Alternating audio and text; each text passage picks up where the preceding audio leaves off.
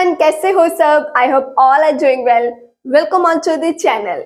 Dear friends, employees state insurance act की series को continue करते हुए ना हम आज के इस वीडियो में डिस्कस करेंगे सेक्शन नंबर 56 से लेकर के सेक्शन नंबर 59B।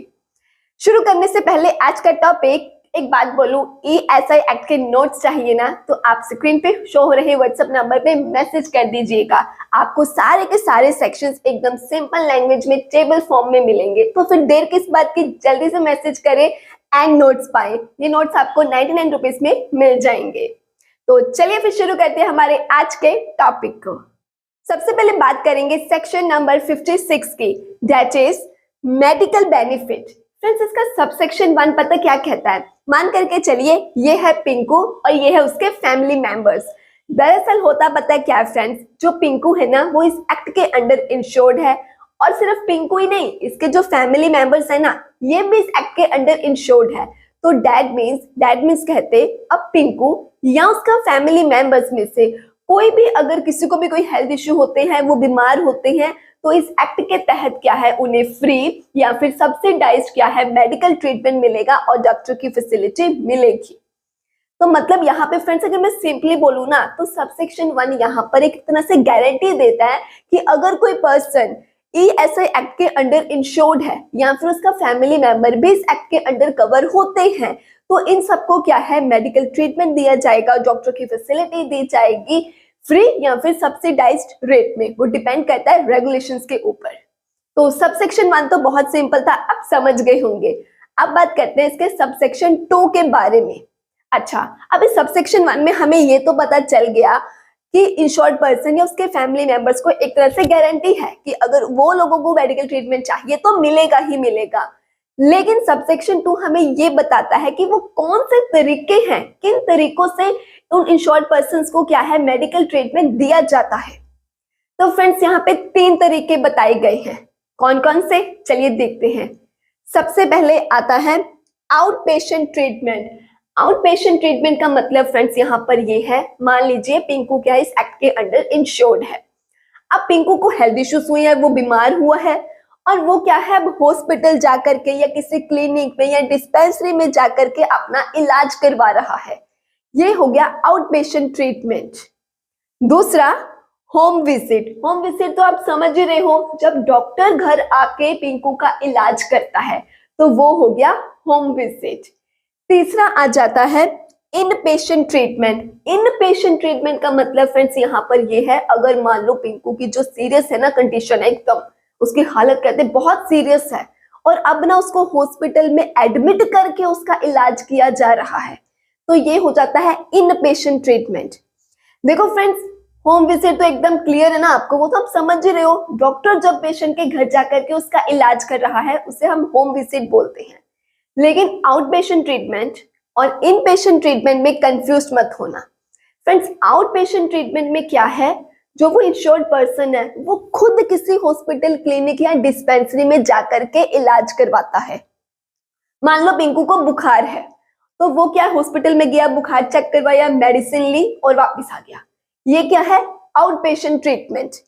इन पेशेंट ट्रीटमेंट, पिंकू मान लो बहुत सीरियस है, उसको हॉस्पिटल में एडमिट करना पड़ा, मान लो वो ICU में है, अब उसका इलाज चल रहा है, तो यहाँ पर ये हो गया इन पेशेंट ट्रीटमेंट। आप कंफ्यूज मत हो जाओ, एक छोटी सी ट्रिक है। इन पेशेंट, अच्छा इन का मतलब क्या होता है, अंदर, तो आपने इन पेशेंट ट्रीटमेंट से रखना है हॉस्पिटल के अंदर, जब अब एडमिट होके आपका इलाज चल रहा है ना तो वो हो गया इन पेशेंट ट्रीटमेंट। तो आई होप आप लोगों को तीनों तरीके पता चल गए। सबसे पहले तो पेशेंट खुद जाकर के इलाज करवा के आता है, दूसरे में डॉक्टर पेशेंट के घर आ रहा है, तीसरे में पेशेंट की हालत सीरियस है तो उसको हॉस्पिटल में एडमिट करके इलाज किया जा रहा है। तो ये 3 तरीके थे, आई होप आपको क्लियर हो गए होंगे। अब बात करते हैं सबसेक्शन 3 के बारे में। फ्रेंड्स, सबसेक्शन 3 ये कहता है कि जो इंश्योर्ड पर्सन है ना वो मेडिकल बेनिफिट के लिए कहते तभी एलिजिबल होगा अगर क्या है, 3 बातें पूरी होती हैं।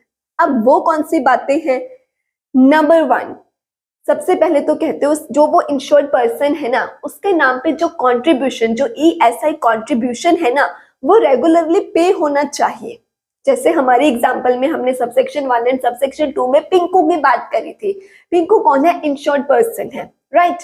अब पिंकू मान लो फ्रेंड्स एक XYZ फैक्ट्री में काम करता है, तो नो डाउट हमें पता है उसका एम्प्लॉयर क्या करेगा फ्रेंड्स।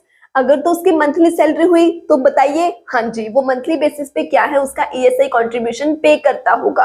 अगर वीकली हुई तो वीकली करता होगा। हम मान करके चलते हैं कि पिंकू को मंथली सैलरी मिलती है, तो अब उसका एम्प्लॉयर क्या है, हर महीने रेगुलरली उसके नाम पे ESI कंट्रीब्यूशन पे कर रहा है।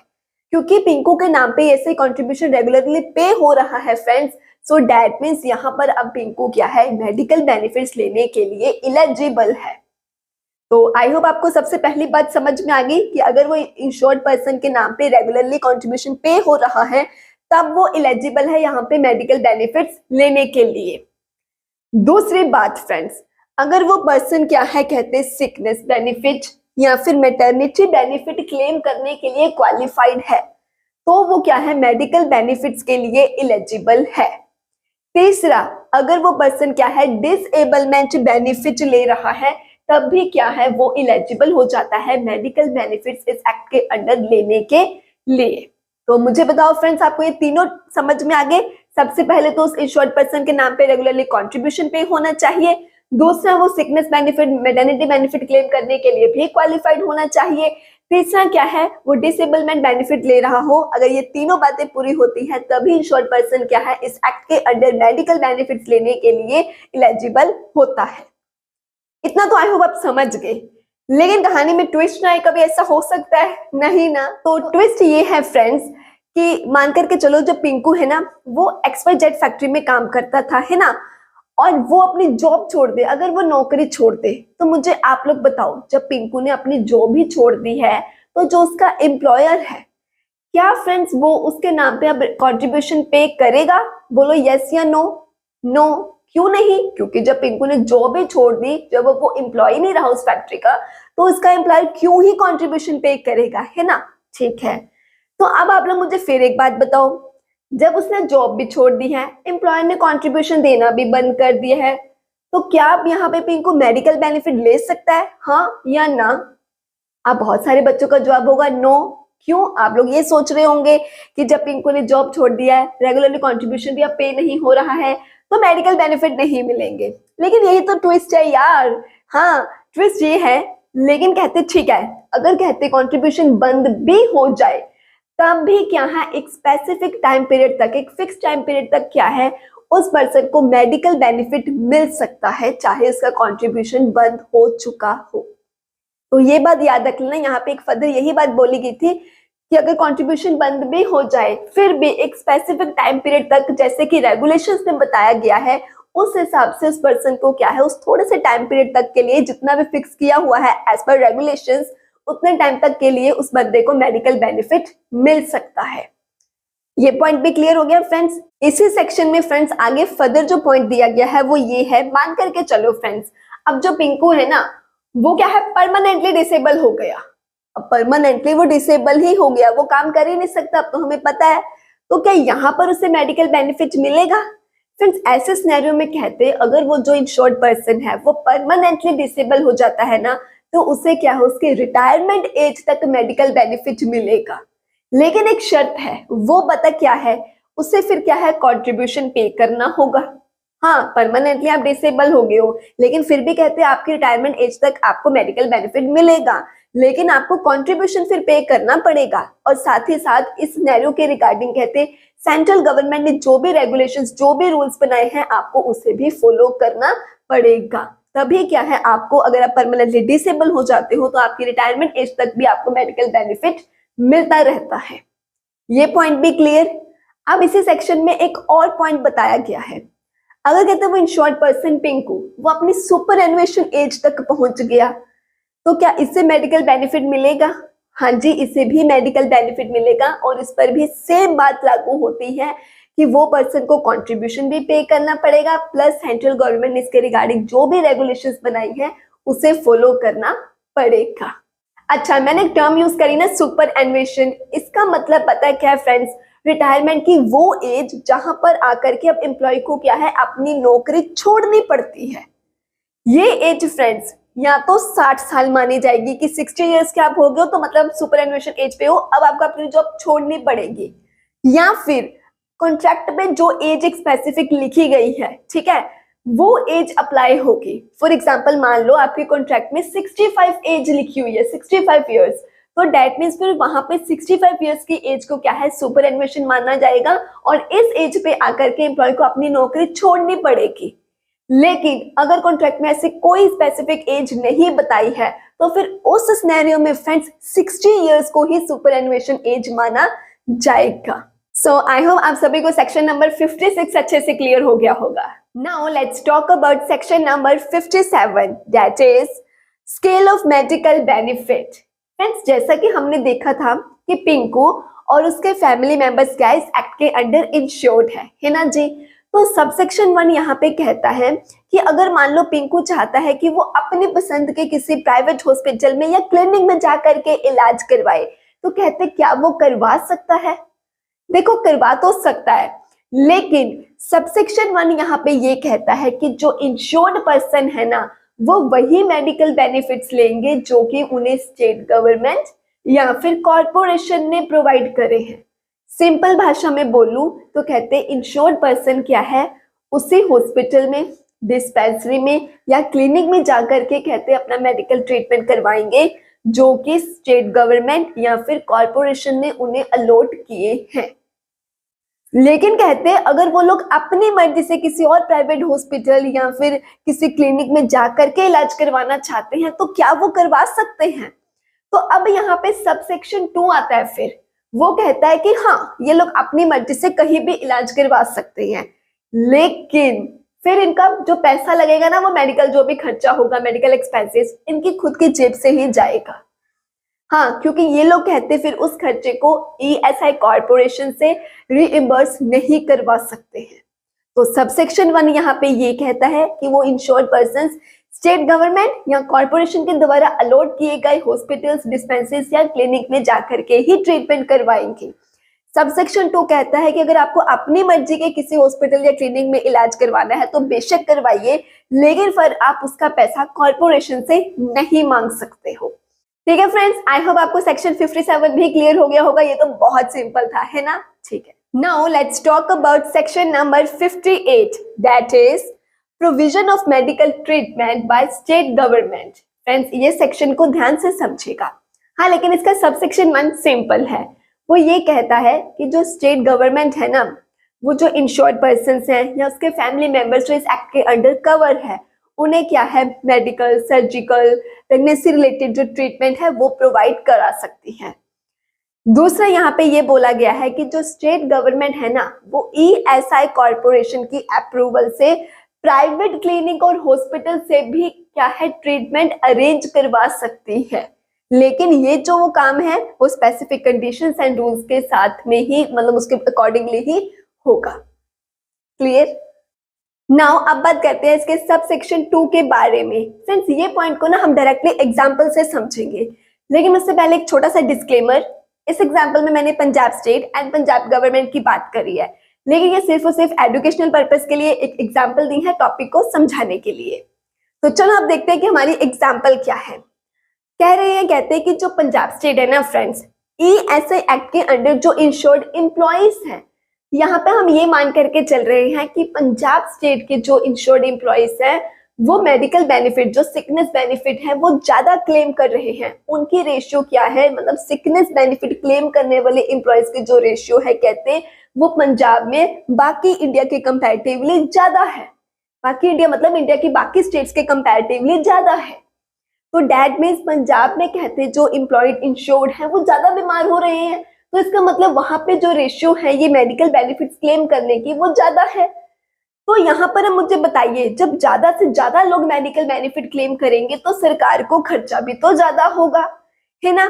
तो इसीलिए कहते पंजाब गवर्नमेंट के ऊपर ही क्या है, सारा का सारा बर्डन ना पड़ जाए, क्योंकि कहाँ इंडिया की बाकी स्टेट्स, उनका इतना खर्चा सभी का मिला करके नहीं है, कहते जितना क्या है पंजाब में अकेले का ही ज्यादा खर्चा हो रहा है। तो यहाँ पे आप खुद सोचो फिर गवर्नमेंट के ऊपर, स्टेट गवर्नमेंट के ऊपर कितना फाइनेंशियल बर्डन होगा। तो दैट्स वाई कहते हैं उस बर्डन को कम करने के लिए क्या है, अब स्टेट गवर्नमेंट और जो ईएसआई कॉर्पोरेशन है, ये दोनों क्या है, अभी यहाँ पे मिलके इस खर्चे को आपस में शेयर कर सकते हैं। और जैसा भी मतलब इनके म्यूचुअल एग्रीमेंट में आपस में लिखा हुआ है, जैसा भी वो कॉन्ट्रैक्ट बना है, अग्रीमेंट बना है, उस हिसाब से ये खर्चा फिर, ताकि सिर्फ गवर्नमेंट के ऊपर ना रह जाए, ईएसआई कॉर्पोरेशन भी फिर साथ में ऐसे स्टेट में क्या है खर्चा देगी, मतलब दोनों मिलकर खर्चा शेयर करेंगे, क्योंकि इसका जो रेशियो है, जो एवरेज है, वो बाकी कंपैरेटिवली ज्यादा है। और तो और कहते हैं ईएसआई कॉर्पोरेशन अब चाहे तो यहाँ पे जो ज्यादा मेडिकल एक्सपेंसेस का जो एक्स्ट्रा खर्चा है यहाँ पर, उस खर्चे को या तो कहते हैं जो कॉर्पोरेशन है वो माफ भी कर सकती है, स्टेट गवर्नमेंट को कह सकते हैं कि आपको माफ किया सारा, हम ही भर लेंगे। कॉर्पोरेशन ये सही कह रही है कि हम ही सारा खर्चा ये देख लेंगे। या फिर यहाँ पे ऐसे कॉर्पोरेशन स्टेट गवर्नमेंट को ये भी कह सकती है कि आधा आप शेयर करिए, आप दीजिए, और आधा बाकी का हम संभाल लेंगे। मतलब कहने का कि अकेले उस स्टेट गवर्नमेंट के ऊपर सारा का सारा फाइनेंशियल बर्डन ना पड़ जाए, इसलिए यहाँ पे ईएसआई कॉर्पोरेशन भी बीच में अपना रोल निभा रही है। अब ये कॉर्पोरेशन के ऊपर डिपेंड करता है कि वो सारा माफ कर रही है वो पैसा जो खर्चा एक्स्ट्रा आ रहा है, या फिर आधा माफ करती है। Is it clear to all? अब यहाँ पे क्यों ईएसआई कॉर्पोरेशन बीच में आई है आप समझ गए होंगे, क्योंकि ये स्टेट में जो इंश्योर्ड एम्प्लॉइज हैं वो मेडिकल बेनिफिट बाकियों के कंपैरेटिवली यहाँ पर ज्यादा क्लेम कर रहे हैं। फ्रेंड्स समझ गए ये सेक्शन? गुड। नाउ अब बात करते हैं इसके सबसेक्शन 3 के बारे में। सबसेक्शन 3 फ्रेंड्स ये कहता है कि जो ईएसआई कॉर्पोरेशन है एंड जो स्टेट गवर्नमेंट होती है ना, वो आपस में एक अग्रीमेंट कर सकते हैं कि जो इंश्योर्ड पर्सन है या उसके जो फैमिली मेंबर्स जो इस एक्ट के अंडर कवर्ड हैं, उन्हें किस तरह से मेडिकल बेनिफिट देने हैं, मेडिकल ट्रीटमेंट देने हैं। लाइक वो लोग ये एग्रीमेंट बना सकते हैं, ये डिसाइड कर सकते हैं कि कितने हॉस्पिटल होने चाहिए, कितनी क्लिनिक्स होनी चाहिए, किस तरह के हॉस्पिटल और क्लिनिक्स की जरूरत है, या फिर उनकी बिल्डिंग का अरेंजमेंट कैसे करना है, किस जगह पे होनी चाहिए, क्या क्या इक्विपमेंट्स की जरूरत है, किस तरह के स्टाफ अपॉइंट करना चाहिए, कहाँ से स्टाफ अरेंज करना है, कितना स्टाफ अरेंज करना जरूरी है, या फिर जो भी ये मेडिकल बेनिफिट्स का जो भी एक्सपेंसेस होंगे वो किस तरह से शेयर किए जाएंगे। या फिर हमने अभी अभी जो सबसेक्शन 2 में बात करी थी कि अगर किसी स्टेट का क्या है ऑल इंडिया की एवरेज से ज्यादा ये मेडिकल बेनिफिट्स क्लेम का खर्चा बढ़ जाता है, तो उस बर्डन को आपस में कैसे बांटना है, कैसे शेयर करना है, ये सब बातों के रिगार्डिंग क्या है ईएसआई कॉर्पोरेशन एंड जो कहते हैं स्टेट गवर्नमेंट है वो आपस में अग्रीमेंट कर सकते हैं। नाउ अब बात करते हैं सबसेक्शन 4 के बारे में। अच्छा यार, सबसेक्शन 3 में अभी अभी हमने क्या समझा, यही समझाना है कि ईएसआई कॉर्पोरेशन और स्टेट गवर्नमेंट आपस में म्यूचुअल एग्रीमेंट करती है। लेकिन मान लो कहते हैं अगर इन दोनों के बीच में जो एग्रीमेंट है वो हो ही नहीं पा रहा, तो फिर ऐसे सिनेरियो में सबसेक्शन 4 ये कहता है कि आर्बिट्रेटर को अपॉइंट किया जाएगा। लेकिन ये आर्बिट्रेटर होगा कौन, आप या मैं? हम दोनों में से तो कोई भी नहीं। तो फिर कौन? तो फ्रेंड्स कहते हैं कि जो हाई कोर्ट का जज, या तो सिटिंग जज या जो रिटायर्ड जज है, वो बनाएगा आर्बिट्रेटर। लेकिन इस आर्बिट्रेटर को अपॉइंट कौन करेगा? कहते चीफ जस्टिस ऑफ इंडिया क्या है उस आर्बिट्रेटर को अपॉइंट करेगा। ठीक है, चीफ जस्टिस ऑफ इंडिया ने क्या है आर्बिट्रेटर को अपॉइंट कर दिया। अब आर्बिट्रेटर करेगा क्या? कहते ये क्या है, वो जो ईएसआई कॉर्पोरेशन और स्टेट गवर्नमेंट आपस में एग्रीमेंट नहीं ना कर पा रही थी, ये अब वो बातें डिसाइड करेगा कि मेडिकल जो वो बेनिफिट्स हैं वो किस तरह से देने हैं, सिकनेस मेडिकल बेनिफिट कैसे देना है, एक्सपेंसेस कैसे आपस में शेयर करने हैं, या फिर अगर किसी स्टेट का क्या है बाकी ऑल इंडिया की एवरेज से मेडिकल बेनिफिट के एक्सपेंसेस ज्यादा हो जाते हैं तो उसे कैसे शेयर करना है, वो बर्डन कैसे बांटा जाएगा, ये सब कुछ कहते फिर आर्बिट्रेटर डिसाइड करेगा। Clear friends? नाउ अब बात करते हैं इसके सबसेक्शन 5 के बारे में। यहाँ पर पता क्या बताया गया है फ्रेंड्स, एक तो देखो ईएसआई कॉर्पोरेशन है, ये तो हमें पता ही है, लेकिन क्या अगर स्टेट गवर्नमेंट चाहे वो ईएसआई कॉर्पोरेशन के अलावा किसी और ऑर्गेनाइजेशन को क्या बना सकती है जो कि इंश्योर्ड पर्संस को मेडिकल बेनिफिट्स प्रोवाइड करे, फिर चाहे वो सिकनेस मेडिकल बेनिफिट है या मैटरनिटी बेनिफिट है वो प्रोवाइड करे। बताइए, देखो ईएसआई कॉर्पोरेशन नहीं, ईएसआई कॉर्पोरेशन के अलावा क्या कोई और ऑर्गेनाइजेशन अगर स्टेट गवर्नमेंट चाहती है कि ये एक ऑर्गेनाइजेशन क्या है इंश्योर्ड पर्संस को मेडिकल बेनिफिट प्रोवाइड करे, तो क्या कहते हैं वो ऐसा कर सकती है? बिल्कुल कर सकती है, लेकिन इसके लिए स्टेट गवर्नमेंट को क्या है सेंट्रल गवर्नमेंट की अप्रूवल लेने की जरूरत होगी। बट प्रोवाइडेड दैट फ्रेंड्स, यहाँ पे इसका मतलब ये है कि फिर कहते ईएसआई एक्ट में अगर कहीं स्टेट गवर्नमेंट लिखा हुआ है ना, तो वहां पे उस स्टेट गवर्नमेंट का मतलब सिर्फ और सिर्फ सरकार, सिर्फ और सिर्फ गवर्नमेंट ही नहीं होगा, बल्कि वो ऑर्गेनाइजेशन भी होगा। कंफ्यूज हो? एग्जाम्पल सुनो फिर। एग्जाम्पल ये है फ्रेंड्स, मान लो महाराष्ट्र गवर्नमेंट ने, ये भी सिर्फ एजुकेशनल पर्पस के लिए है, सुनो। मान करके चलो महाराष्ट्र गवर्नमेंट क्या है, एक महाराष्ट्र एम्प्लॉय वेलफेयर बोर्ड बनाती है। महाराष्ट्र एम्प्लॉय वेलफेयर बोर्ड, ये ऑर्गेनाइजेशन बनाई गई थी महाराष्ट्र गवर्नमेंट के द्वारा। क्यों फ्रेंड्स? सो डैट जो इंश्योर्ड पर्सन है उन्हें मेडिकल बेनिफिट्स दिए जा सके, चाहे वो सिकनेस है, डिसेबलमेंट बेनिफिट है या मैटरनिटी बेनिफिट है, वो बेनिफिट्स अब ये बोर्ड उन्हें देगा। तो डैट मीन्स अब ईएसआई एक्ट में जहां कहते स्टेट गवर्नमेंट लिखा होगा ना, वहां पे स्टेट गवर्नमेंट का मतलब सिर्फ और सिर्फ महाराष्ट्र बोर्ड ही नहीं होगा। उसका मतलब ये माना जाएगा Maharashtra government plus Maharashtra employ welfare board. तो समझ गए फ्रेंड्स ये सेक्शन भी।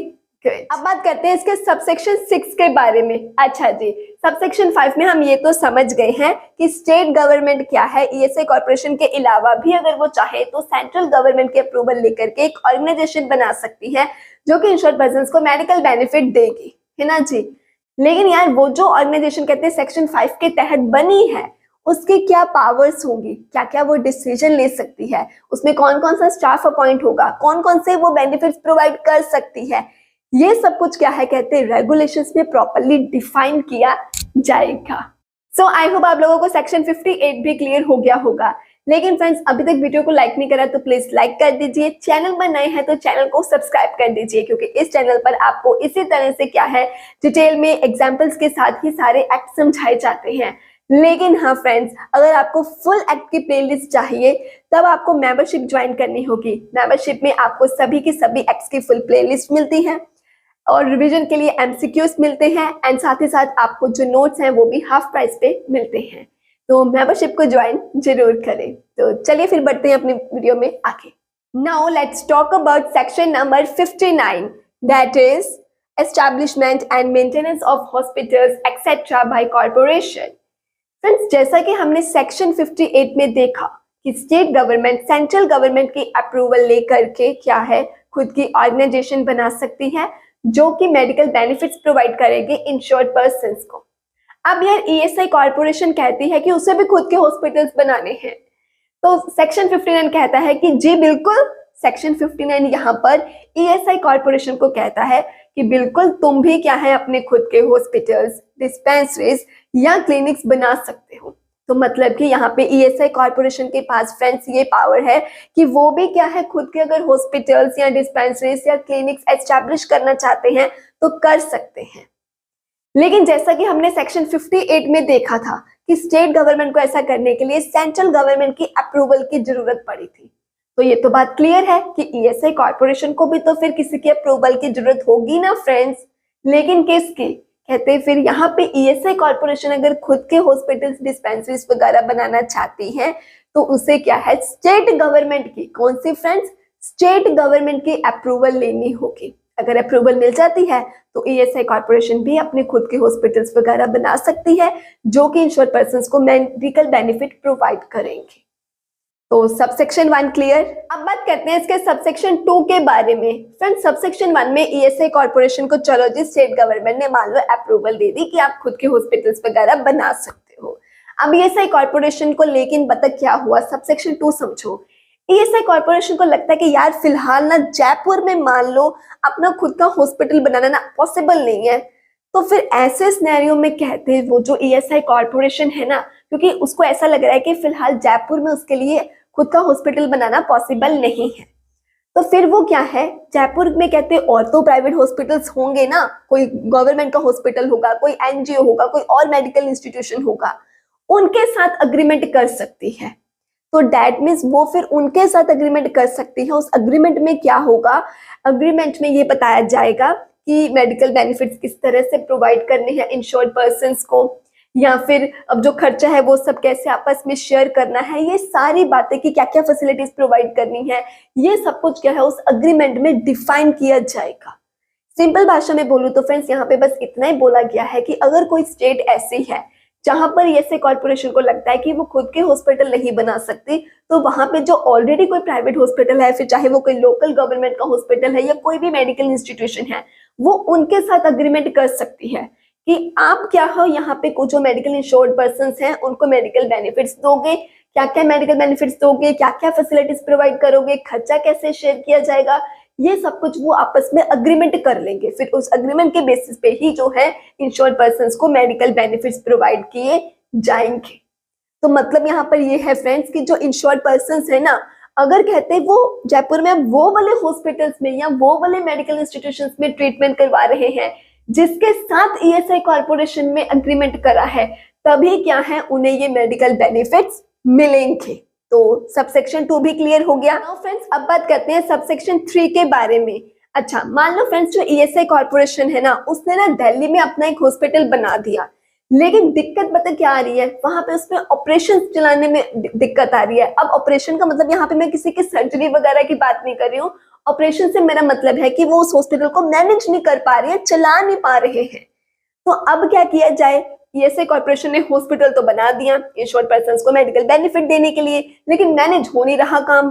तो ऐसे सिनेरियो में कहते हैं जो कॉर्पोरेशन है ना, वो किसी थर्ड पार्टी को उस हॉस्पिटल के या उस डिस्पेंसरी के या वो जो क्लिनिक है उसके क्या है जो ऑपरेशंस मतलब जो उसकी मैनेजमेंट है वो सौंप सकती है। फॉर एग्जाम्पल जैसे कि हमने बात करी दिल्ली में ऐसे कॉर्पोरेशन ने क्या है अपना हॉस्पिटल बनाया। अब वो जो कॉर्पोरेशन है खुद उसको मैनेज नहीं कर पा रही, तो वो दिल्ली के ही मान लो किसी और प्राइवेट हॉस्पिटल को क्या है उसके साथ अग्रीमेंट कर लेती है कि आप क्या है हमारे इस हॉस्पिटल के सारे जो मैनेजमेंट है आप संभालोगे। तो डैट मीन्स फिर वो जो एक प्राइवेट हॉस्पिटल है जिसके साथ अग्रीमेंट करा है ना फ्रेंड्स, वही हॉस्पिटल क्या है ईएसआई कॉर्पोरेशन के हॉस्पिटल की सारी मैनेजमेंट देखेगा। जो भी अब उस हॉस्पिटल में काम होगा वो जो इनके बीच में अग्रीमेंट हो गया ना, जो टर्म्स एंड कंडीशन सेट कर दी गई है उसके अकॉर्डिंगली ही होगा। ये तो अब तक समझ ही चुके होंगे कि अग्रीमेंट में होगा क्या, कि क्या क्या फैसिलिटीज प्रोवाइड की जाएंगी, किस तरह की फैसिलिटीज प्रोवाइड करे जाएगी, कितना शेयर किस तरीके से बांटा जाएगा, ये सब कुछ उस अग्रीमेंट में डिफाइन किया जाएगा। सो आई होप आप लोगों को सेक्शन 59 भी क्लियर हो गया होगा। क्विक रिवीजन चाहते हो तो करो। इसका सबसेक्शन 1 फ्रेंड्स यहाँ पे ये कहता था कि ईएसआई कॉर्पोरेशन अगर खुद के हॉस्पिटल्स या डिस्पेंसरीज बनाना चाहती है, बना सकती है स्टेट गवर्नमेंट की परमिशन लेकर के। सबसेक्शन 2 में हमने ये समझा कि अगर वो किसी स्टेट में खुद हॉस्पिटल नहीं बना पा रही है तो वो वहां के किसी प्राइवेट हॉस्पिटल या डिस्पेंसरी या मेडिकल इंस्टीट्यूशन के साथ अग्रीमेंट कर सकती है कि आप क्या है। देखो सबसेक्शन 2 और सबसेक्शन 3 में कंफ्यूज मत होना फ्रेंड्स। सबसेक्शन 2 में तो वो जयपुर में हॉस्पिटल बना ही नहीं पा रही थी, दैट्स व्हाई उसने किसी और प्राइवेट हॉस्पिटल या किसी और मेडिकल इंस्टीट्यूशन के साथ अग्रीमेंट कर लिया कि आप इंश्योर्ड एम्प्लॉयज को मेडिकल बेनिफिट दे देना। ठीक है फ्रेंड्स, यहाँ पे सबसेक्शन 3 में हम बात कर रहे हैं कि उसने हॉस्पिटल तो दिल्ली में बना लिया लेकिन वो उसे मैनेज नहीं कर पा रही है, इसलिए वो किसी थर्ड पार्टी मतलब किसी और हॉस्पिटल को या किसी और मेडिकल इंस्टीट्यूशन को बोल रही है कि हमने ये जो हॉस्पिटल बना दिया था हम इसे मैनेज नहीं कर पा रहे हैं, मैनेज आप कर लीजिए। तो इन दोनों ही सिनेरियोज में वो अग्रीमेंट कर लेते हैं, फिर जो भी काम हो रहा है जो भी बेनिफिट्स प्रोवाइड करे जाएंगे उस अग्रीमेंट की टर्म्स एंड कंडीशंस के बेसिस पे ही होंगे। आई होप अगर आपको कोई छोटी सी कंफ्यूजन भी रही होगी तो वो अब क्लियर होगी, लेकिन अभी भी कोई डाउट है तो कमेंट करके पूछ सकते हो। Now let's talk about section number 59A, that is provision of medical benefit by the corporation in लिeu of state government. Friends यहाँ पर इसका सबसेक्शन 1 पता क्या कहता है। अगर मान लीजिए कहते जो स्टेट गवर्नमेंट है वो क्या है जो इंश्योर्ड पर्संस को मेडिकल फैसिलिटीज प्रोवाइड करते हैं ना, वो अच्छे से प्रोवाइड कर नहीं पा रही है, तो फिर ऐसे सिनेरियो में कहते हैं जो ईएसआई कॉर्पोरेशन है ना वो आकर के जिम्मेवारी ले सकती है, इस बात की रिस्पॉन्सिबिलिटी ले सकती है कि हम देख लेते हैं, लेकिन इसके लिए स्टेट गवर्नमेंट और ईएसआई कॉर्पोरेशन के बीच में एक म्यूचुअल अग्रीमेंट होना भी जरूरी है। अब देखो कहते हैं कि स्टेट गवर्नमेंट तो वो खुद सारी मेडिकल फैसिलिटी अच्छे से प्रोवाइड कर नहीं पा रही थी, तो बीच में किसने अपना रोल निभाया, ईएसआई कॉर्पोरेशन ने। तो इसका मतलब कहते हैं अब ये नहीं है कि ईएसआई कॉर्पोरेशन आकर के अब संभाल रही है इस काम को तो अब सारा का सारा खर्चा ना ईएसआई कॉर्पोरेशन के ऊपर ही डाल दो कि तू ही सारा खर्चा देखेगी। नहीं, एक हिस्सा स्टेट गवर्नमेंट भी खर्चे का उठाएगी। वो डिपेंड करता है कि इनके बीच में अग्रीमेंट क्या हुआ है कि कितना हिस्सा कौन शेयर करेगा एक्सपेंसेस का, ठीक है, वो उस पर डिपेंड करता है।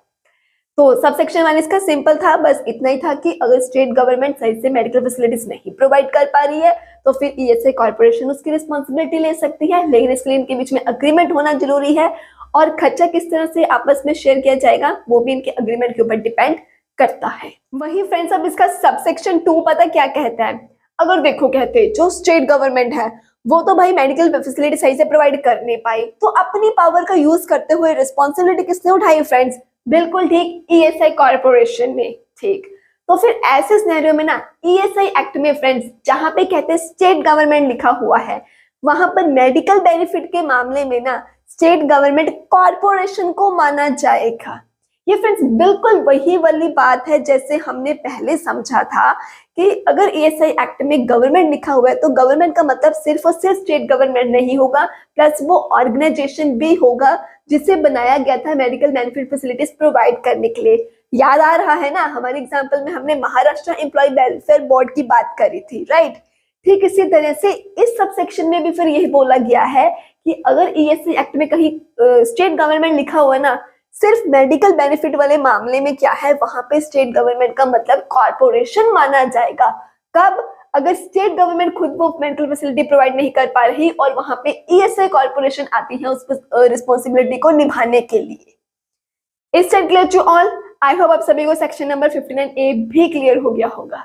Now friends, let's talk about section number 59B। लेकिन रुको जरा फ्रेंड्स, अगर आप लोग रियली सीरियस है अपनी पढ़ाई को लेकर के, रियली आप एग्जाम में टॉप करना चाहते हो, आप चाहते हो कि आपके सभी एक्ट्स की फुल प्लेलिस्ट मिले जिसको properly detail examples and explanation के साथ समझाया गया है, अगर आप चाहते हो कि आपको डेली एमसीक्यूज मिले रिवीजन के लिए, आप चाहते हो कि नोट्स जिन्हें लीगल जार्गन्स को अवॉइड करते हुए सिंपल लैंग्वेज में हर एक सेक्शन को एक्सप्लेन किया गया है, आपको वो हाफ प्राइस पे चाहिए, तो देर मत करिए, जल्दी से जाकर के मेंबरशिप ज्वाइन करें। 89 रुपीज में इतने सारे बेनिफिट्स नहीं मिलते फ्रेंड्स, तो देर मत करिए। रियली सीरियस है ना, रियली एग्जाम में टॉप करना है ना, तो मेंबरशिप को ज्वाइन करें। एंड ये सिर्फ सीरियस लर्नर्स के लिए ही है। तो चलिए फिर बात करते हैं सेक्शन नंबर 59B की, that is medical and paramedical education. Friends, यहाँ पे कहते हैं जो ईएसआई कॉर्पोरेशन है ना, वो क्या है, जो मेडिकल सर्विसेज प्रोवाइड करते हैं। देखो, अब तक हमने जितने भी सेक्शन समझे, हम यही समझ रहे हैं ना कि इंश्योर्ड पर्संस को मेडिकल बेनिफिट प्रोवाइड करे जाते हैं, लेकिन ये जो मेडिकल सर्विसेज प्रोवाइड करे जाती हैं, इनका एकदम स्टैंडर्ड इंप्रूव करने के लिए कहते क्या है, जो ईएसआई कॉर्पोरेशन है ना, वो medical colleges, nursing colleges, training institutions ये सब इस्टेब्लिश कर सकते हैं, लेकिन ये सब होंगे कहते पैरामेडिकल स्टाफ के लिए और दूसरे एम्प्लॉयज के लिए। अब एक टर्म मैंने यूज करी है, पैरामेडिकल एम्प्लॉयज। फ्रेंड्स, ये पैरामेडिकल एम्प्लॉयज क्या होते हैं? ये भी हेल्थ केयर प्रोफेशनल्स ही होते हैं जो कि पेशेंट्स को संभालते हैं, लेकिन ये डॉक्टर नहीं होते फ्रेंड्स। अब आप सोच रहे होंगे डॉक्टर नहीं है लेकिन है कहीं ना कहीं हेल्थ केयर प्रोफेशनल्स, इसका क्या मतलब हुआ फ्रेंड्स? जैसे कि नर्स, जो नर्सेस होती हैं, या फिर एक्सरे टेक्नीशियंस हो गए, फिजियोथेरेपिस्ट हो गए, ये सब जो फार्मेसी वाले हो गए, ये सब आते हैं पैरामेडिकल एम्प्लॉयज की कैटेगरी में। तो ये सब मेडिकल सर्विसेज को प्रोवाइड करने के लिए ईएसआई कॉर्पोरेशन क्या है, medical colleges, nursing colleges, training वगैरह के इंस्टीट्यूशंस क्या है इस्टेब्लिश कर सकती है, सो दैट जो इंश्योर्ड पर्संस को मेडिकल सर्विसेज प्रोवाइड की जाती है उनका स्टैंडर्ड और इम्प्रूव हो सके। सो फ्रेंड्स, आई होप आपको आज का टॉपिक अच्छे से क्लियर हो गया होगा। हाँ, अगर सच्ची में अच्छे से क्लियर हो गया ना, सारा पॉइंट, सारे टॉपिक्स क्लियर हो गए हैं, तो वीडियो को लाइक जरूर करके जाना एंड कमेंट में भी बताना कि वीडियो कैसी लगी। कोई डाउट रह गया हो तो कमेंट में वो भी बेझिझक पूछ सकते हैं।